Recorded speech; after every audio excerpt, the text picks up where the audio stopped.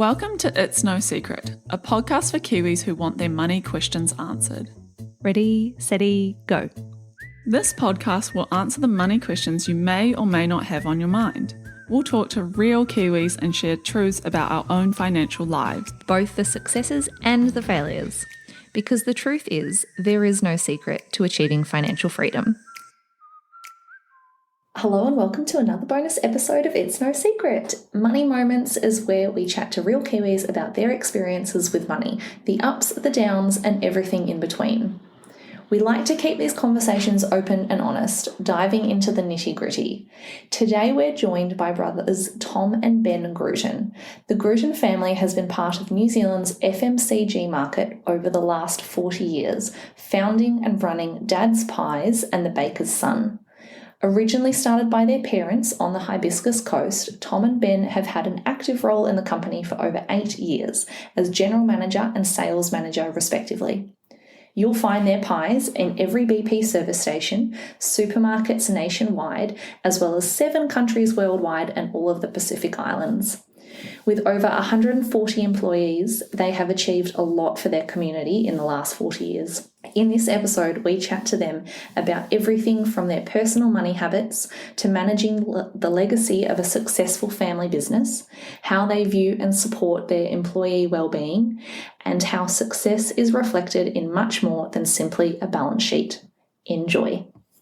Well, thanks guys so much for joining us today. We obviously chat to lots of different Kiwis about money, and we wanted to talk to you guys because you're both involved in family business. You have a slightly different, cultural heritage to other people, and we know that you are both really interested in investments, and I know Tom as well, teaching your kids about money. So our starting point for all interviews is chat us through your money habits growing up. Did you learn anything in particular from your parents or other people in your family? And interested to hear from both of you on this, and if you have slightly differing answers.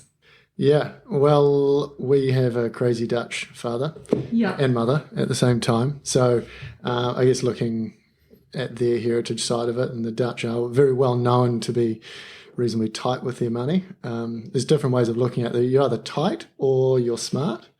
And if you look at when we were growing up, you look at the amount of time and energy going into our family business, and now you look back at it and you can understand why. Every spare cent or dime was put into the business. So we did run a very, very tight ship at home. Yep. And that absolutely sort of channeled the energy of the way that I personally act with money and how I deal with it. It's pretty strict budgeting and just don't waste it. There's no point. Have a longer term approach on it.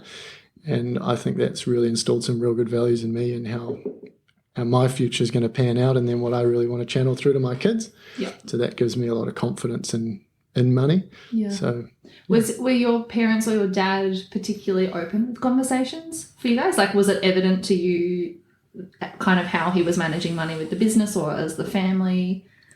Or was it more your just observations of what they did? So at a younger age, it was definitely more observations. We had a lot of friends who would have all sorts of stuff. And I mean, we would look at ourselves as being a well-off family because we had a business, and we lived in a really nice spot. And I was lucky to have the dad at school that supplied the pies to the school. So super popular. Set of mates. We were very, very popular at school because of that. Yeah. It's probably the only reason why they liked us. So there's definitely observations more at that younger age where a lot of our friends you'd see would have fancy things or whatever it was, but we never really had lots of flash things growing up. It was just a reasonably modest sort of lifestyle because it was all just getting pumped into the business. And then as you grow a little bit older and you understand it a little bit more, we used to have those conversations from a young age for sure. Yeah. And that was dinner table chat. And that was, you could see now in hindsight, you look at mum and dad trying to channel, that longer term approach. And good behaviour. Yeah. And just be sensible and don't waste it. Dad used to, I remember when I first started going out to like bars and stuff, and you got mates who are blowing like $100 a night. Yeah. And I was like, oh, that is a lot of money to just blow in a night. Like, it takes me a long time to earn that, and I wouldn't. People would call me a tight ass. I'd be like, well, maybe I'm tight or I'm just smart. Yeah. And I just see that as a lot of money. And I still do. I'm like, man, you're going to throw a couple $100 over the bar in a night. You're like, that's significant. Yeah. Whereas, does it really add $100, $200 worth of value to your life? Yeah. Yeah. So, yeah. I think that is an important distinction to make, is the idea of the difference between cheap and frugal. So like cheap is being like never wanting to spend money, but frugal is being that like smarter element. So like I think often we can kind of tell ourselves a story that has a negative undertone, and really that's a nice way to reframe it as being smart, like you said. Yeah, and it probably a huge part of it probably comes down to self-confidence as well. So I guess you'll see a lot of people try and splash out and spend a lot of money, do all that sort of stuff it makes you feel good, and it can make you feel good. It's a very nice thing to give, and and you got to make sure that you also contribute to if you go out and someone buys a round, you buy it back, because that's the right thing to do, and that's what ethics. But then you don't go and buy the whole bar a drink, because that's just dumb. You may be the man for 20 seconds, but you're actually quite dumb. And everyone's drunk and forgot about it anyway, and no one else is buying you a drink, so what's the point? Yeah. I love it. So Ben, do you remember like a distinct age when maybe that conversation between your family flipped from sort of general observations to, I guess, being more direct in kind of how your dad or family spoke about money with you guys? I do have one distinct memory when we grew up on the Hibiscus Coast, and at that time it was sort of semi-attached to Auckland, so not super close. And I think I was about 11 or 12, and I was we had to go down to the North Shore to go to the movies, and so I went with some friends of mine, and Dad was like, he had a $20 note, and he's like, this is all the money, this is what I've got. And he gave it to me, and I just thought that was like the greatest thing. I was just like, wow, this is just so much money. It's like just incredible. And funnily enough, I thought about it the other day, because at that time I was like, we didn't really get exposed to that sort of, we didn't get exposed to it as such. Like, we were quite lucky in the sense that we grew up very, like in a very warm, loving environment. So it was always very safe, and there was always plenty of food and that sort of thing, but not super like extravagant, as Tom touched on. So we never really we always had the oldest TV or the second-hand TV or stuff like that. Go to a mate's place, you're like, mate, what is this set up? Where do you get that? Dad, and then we'd be like, come home and be like, Dad, they've got that. He's like, yeah. And now you kind of look back on it and you're like, the reason we didn't have that is because Dad bought a new pie machine. Yeah, right. So you're like, well, that's actually really cool, because now you get it. Now we get it. Like, that same time machine, you could have bought a TV, but the pie machine makes money, the TV's lost money. Yep. So you it really just resonates now. It's really simple. Yep. So going back to the story, it was like that, like having that $20 note, I almost didn't even want to spend it. Like, I remember spending it. Well, I'm not going to tell you where I spent it, because it's not like, it wasn't the super healthiest food. But 50-cent lollies or something. But I was like, I almost didn't want to, because I was like, I need to save this thing, because that's like, the way he gave it to me was like, don't waste it. Yep. And I remember it like it was yesterday. Yeah. Do you think that still translates to how you approach money personally now? In terms of, would you say you're more just instinctively a saver, or like a bit conservative, or? I did absolutely a saver, but it's about, for me, it's about spending money on the right things, things that will last, or things that will generate a huge amount of enjoyment rather than just a little bit of immediate enjoyment. Yeah. So that probably goes on the conversation of, you go and blow a couple $100 at a bar. That enjoyment over. Or you actually save up a couple of big nights on the gas, and you might serve the drive or whatever for a couple of nights, and you go, I'm just going to use that for a longer term value proposition to my life. Would you say that you guys are kind of planners in terms of like money and finances, and do you do the whole goal setting thing and run the spreadsheets? I don't run spreadsheets, and I don't run spreadsheets and ultimately have a goal. Yep. However, to run a spreadsheet is, I think, it can work for people. It doesn't work for someone like me. I've got a pretty good idea of what's coming in and what's going out each week. Yeah. And then, I've just got a reasonable, but I just don't really spend money on extravagant things. So. Yep. Yeah. Yep. Do you have a kind of budgeting method or plan? Like, is it something that you're like, okay, money comes in, I'm automatically putting away X percentage, or any kind of rules like that?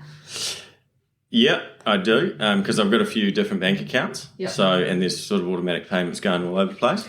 And Yeah. So you could call that sort of, but I kind of set that up many years ago, and that's just kind of happening. Yep. I only set that up because I set up a bank account with one bank, and they were like, "Oh, you need to have regular money." It's like, "Oh, yeah, well, okay, automatic payment there," and then and then kind of ended up in that posse. Yeah. But yeah. Yeah. And what about you, Tom? Have you got, budgeting plans, goals? Absolutely, we do. We run a pretty tight ship in my family. So I've got 2 young kids and a partner, and luckily that we're on the same page. And we have a pretty strict budget that we live by in terms of food weekly. We've got a mortgage to pay, and then we have another couple of funds that we do put some money towards. So one of them is a Kernel fund already, which is great, and we put some money aside for essentially for our retirement in the future. At the same time, we have a travel fund. So us Kiwis do really like to go travelling every now and then, and the kids at a young age is super cool to go on family holidays if you can actually put some things in place and enable you to be able to afford it. Yeah. And what I find is when you go to then book in a holiday, it's the money's kind of already spent, and that's what you've designated it for. So you don't feel as bad, and it's not as big a hit. You may have to top it up a little bit depending on how widespread your holidays are or what you're using it for. And then I've also got another little automatic payment that nudges away into a rally fund. Tell us more. Yeah, so Ben and I and Dad actually were quite into our motorsport, so we go rallying, and as you can imagine, it is a very expensive sport. So from our perspective, we do all the work on the car ourselves because it's pretty hard to pay lots of money for other people to do it. So we just manage what we can do, and when we get to a point where we can go and do an event, we'll go do it. If we can't, we don't do it. So we're not just soaking everything into a hobby, something that we really love to do, because it's not really a smart long-term approach. So I'd love to go rallying every weekend if I could, probably if I didn't have family, but because that's just a hobby that's super fun and we'd love to do. Yeah. But you can very, very easily get sucked into spending all your money on something which gives you a little bit of a reward for a while, but then doesn't long term. So nice to have a little bit of money ticking away in that, so that when it's up to a certain amount and I want something, it's already spent as well. So I can go do that, whether it's entering an event or something like that. So it's pretty cool. And so there's that element of future, there's an element of now, there's an element of having fun with your family, so you're still living a nice, good life. Yeah. And then there's the personal fun stuff. Yeah. Which is so good. I think it's so nice to have all of that stuff, I guess, accounted for, because I know when Luke and I got together, he's never done any budgeting, so I run a very similar system in terms of I've got my fun money for various different things, holiday accounts, savings, and he was just like, oh, I want to go on a holiday, I'll just pay for that in my next paycheck. And I was like, who are you? A, who has enough money to do that? But B, what is this attitude? And it's taken quite a bit of unwinding bad habits. But you can see, I guess, how people get themselves into that kind of setup, right? If they're just used to spending what comes in every month without having any systems in place. Well, you spend it if you got it. Yeah. And if you're on the same page as your partner, and then you've essentially created a goal, where if you've got a travel fund, for example, and it might be $20 a week, $25 a week, you can this week, or I'm not going to drink as much coffee, or whatever it is, those little niceties that we treat ourselves on every week because we justify it to ourselves that it's okay. Yeah. There's a longer term approach, and you're on the same page. You don't know where you're going to go, but the goal is to have a little holiday and a break, so just start ticking it up. And once it's set up and it goes, you're surprised. You're like, oh, it's quite a bit in there. Like maybe we're due a break. So it's a reward as well. So you mentioned that you've got 2 young kids. How do you approach teaching them about money? Yeah, cool. Good question. We probably got onto it a little bit early, probably getting a little bit too eager. I feel like there's no such thing. Because my daughter's 3 now, 3.5, coming up 3.5.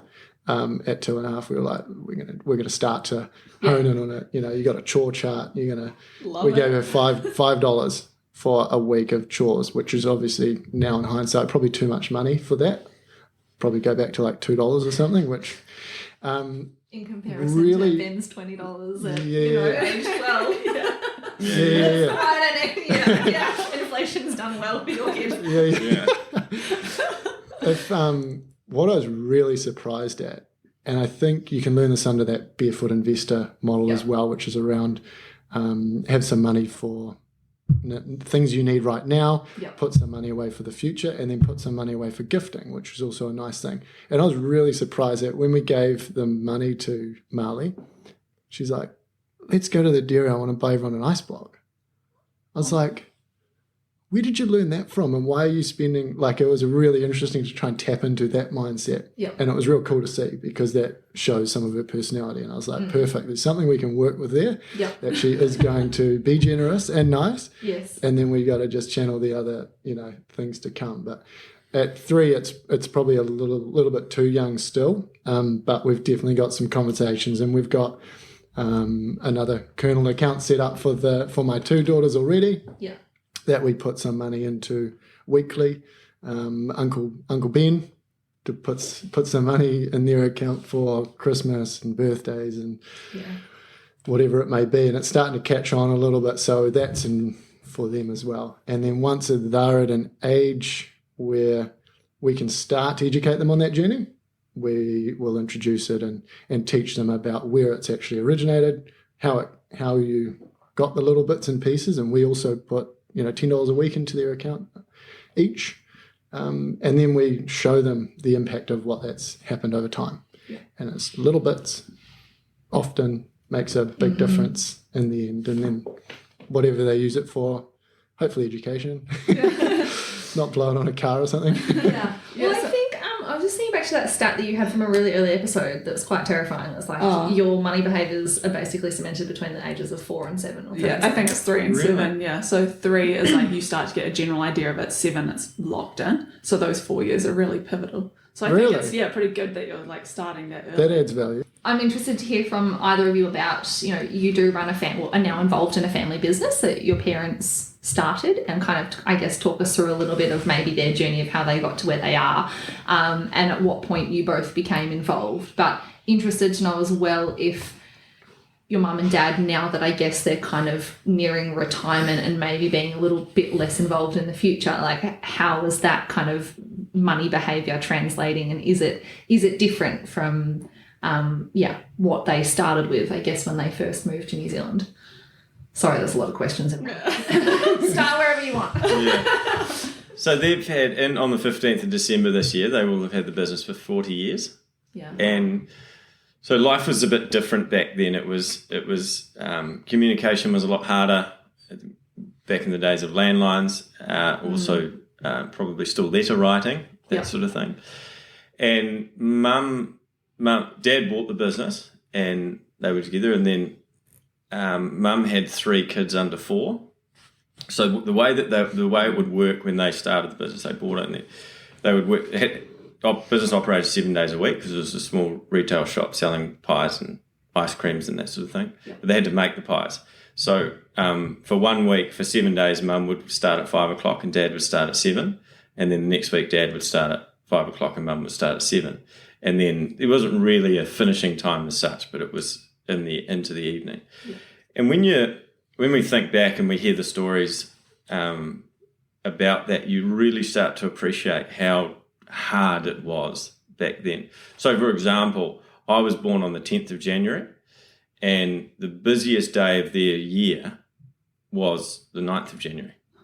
So Dad made Mum a seat that she could kind of sit sideways to the bench and make pies and sandwiches and that sort of thing. And I was born the next day. Yeah. And she worked 12 hours that day. So, and that's probably, I'm not sure if that's a thing. It possibly is in some environments, but I don't think people work like people will work like that anymore. Did you guys spend a lot of time then actually when you were young, when they were both working in the business? All the time, because they were there. Yeah. So we had to be there. So we were there and kind of like, there's still people that work with us now who remember that we couldn't even see over the bench, like over the bench that these our team members were working on, which is really, really cool. Yeah. Now we're so where I'm trying to get to is it ultimately is hard work, and also when you're working, you're not really spending. So if we're talking about sort of money habits and that sort of thing, well, that's kind of no time to. There's no time to do that sort of thing. Yeah. There used to be. We're in the city here now, sitting in the city, and there used to be a food wholesaler down on Fort Street, and Mum, Dad on a Tuesday night that would be like their night off, and they'd get one of the neighbours to look after us, and they would come into the city, have dinner, and then buy all the ingredients for the following 7 days until the next Tuesday, and that was kind of like the routine. Yeah. Whereas I think nowadays, like if someone I think it's a lot more regular, and there's a lot more opportunity to go out and do stuff, and I think it's just changed. Yeah. Yeah.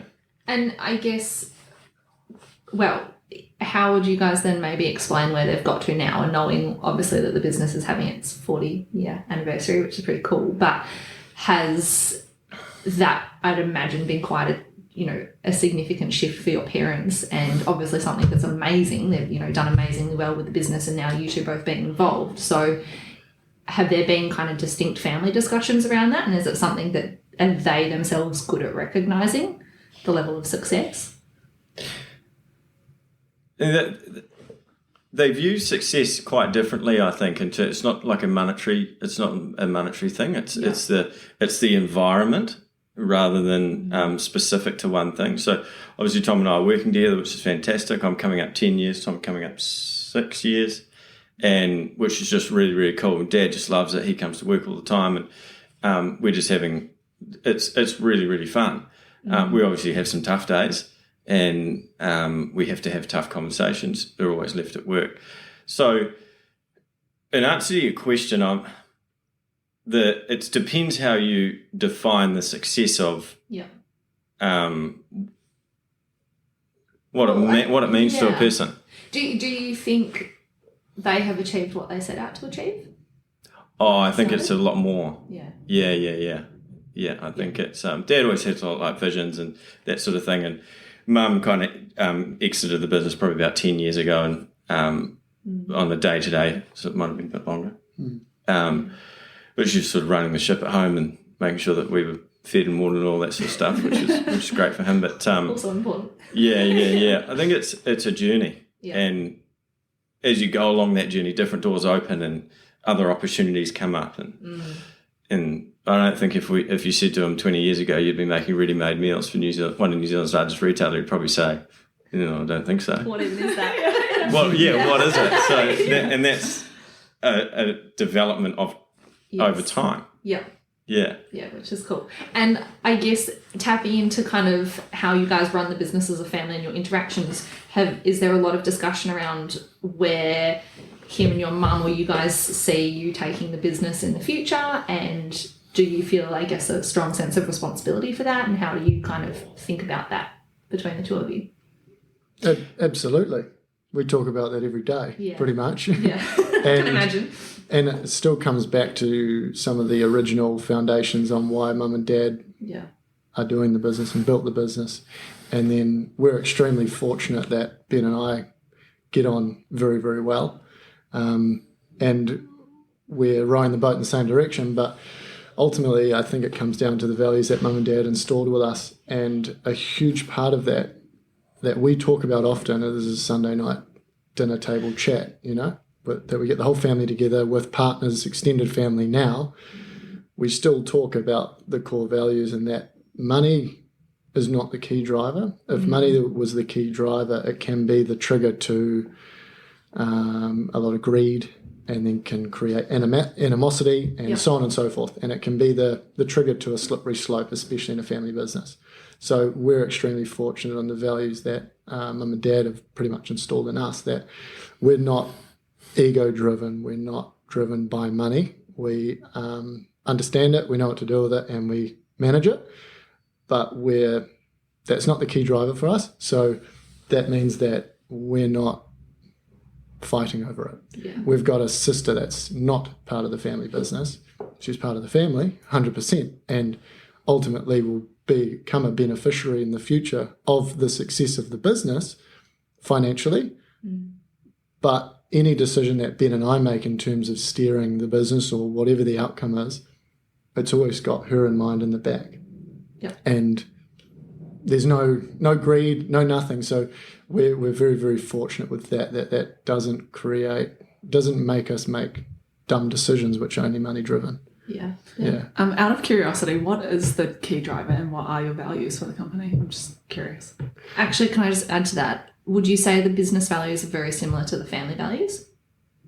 100%. Yeah. So Mum and Dad have installed those values in us, and then ultimately that's what drives the culture of the business. Yeah. So looking at a couple of core, the purpose that we have defined in our business is to create a better experience for everybody. So that's our people, our customers, and our families.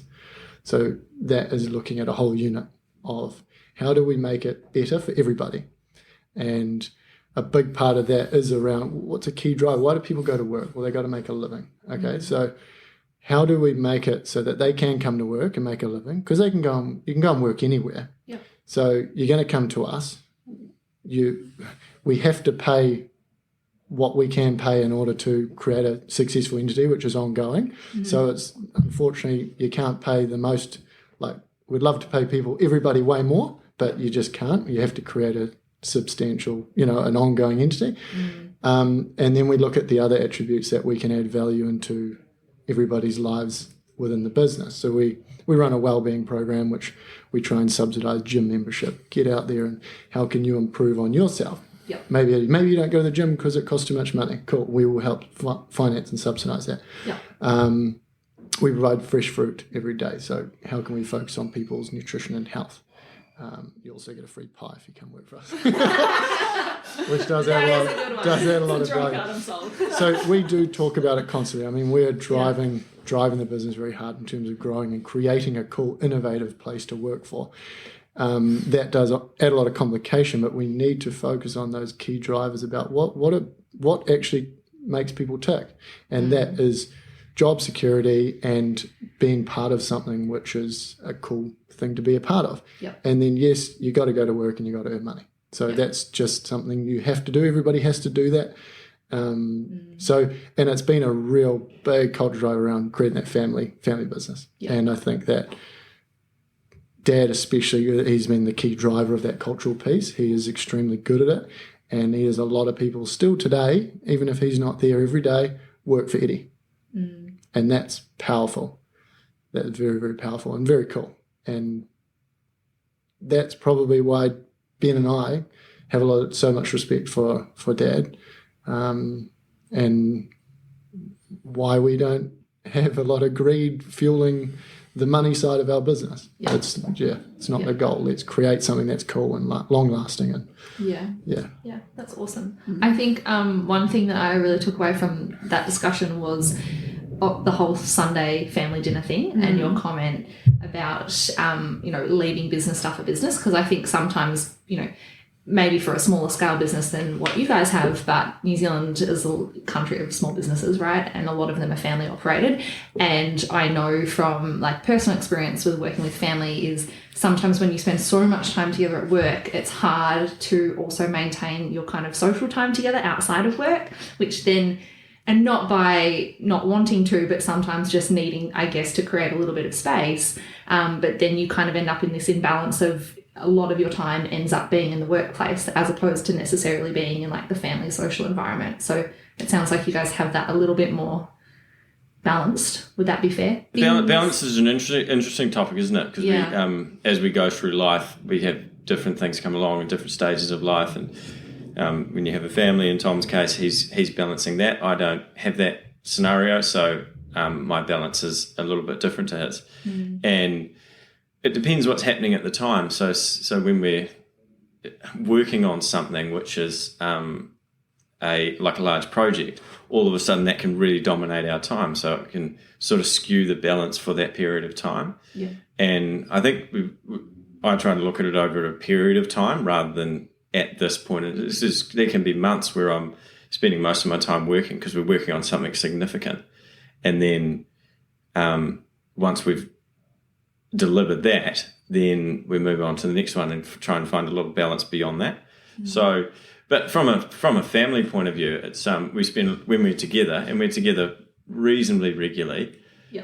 And a lot of it is spent on still work stuff. Yeah. Yeah. But that's only because it's cool. It's kind of a way of life. Does that annoy your mum now that she's out of the business? Yeah, so Sunday night, family dinner, about 6 o'clock, the conversation kicks off and Mum, my partner and my sister are all doing the dishes. And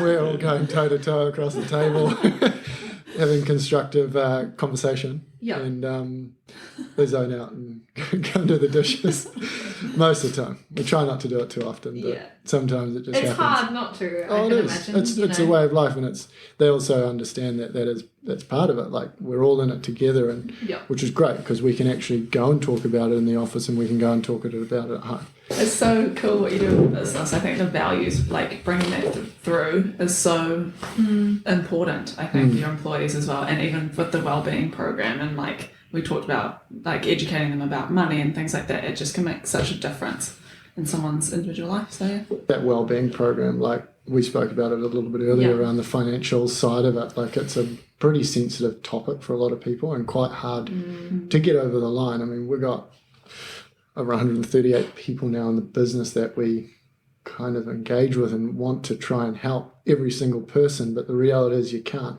So we try and engage with external people, and when people pop up and they spring up and say, well, I need help, I want to, we say, you want help, we'll help you.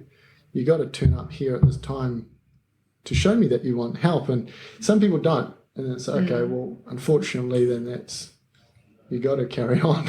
Because it's hard. You can't change every single person. No. Well, some people have made bad decisions and have debt with companies charging extravagant interest rates, and then educating on what that actually means long term. And then they can be quite embarrassed about it, so they don't even want to talk about it. Whereas we're fortunate as a company, private, we just get on with it and say, hey, look, you know what? I'm going to pay your whole debt off, and then we're going to take it out of your pay every week to get you back on track. And we can do that. We can do that with people who we really value in the business and who have been there long enough that we say, you're part of the family, and we're going to do this for you. Instead of paying 15 to 20% interest, we're going to charge you 0.5% on our interest rate that we get from the bank, because you have to. But that's quite powerful. It can change people's lives. And we have done that because we actually care. And you want to sort it out.